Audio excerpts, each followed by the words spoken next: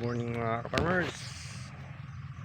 Ana, naman na gyud ang ato ang manang natupuha og katay ang sa ato ang palaya.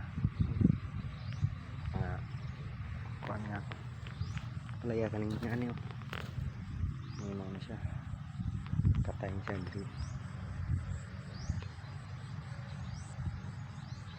To na, hawa na. Hawan ra gyud. Siya inawong na preparado na para karong Martes pun taan mo po daw pipino. Ini daya naman ang atong sagbot na isbrihan. So tanom na po ta karong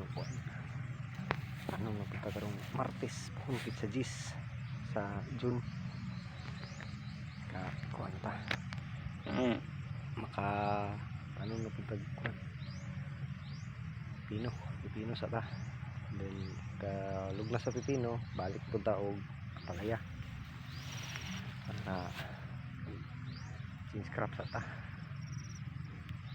relax na to sa palaya niya man balik na po ta og pipino. Ani nangong no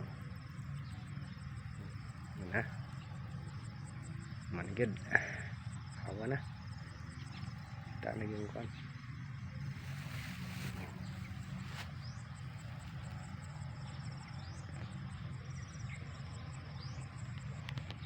So kana lang mga farmers, thank you for watching. God bless us all. Happy farming sa tanan.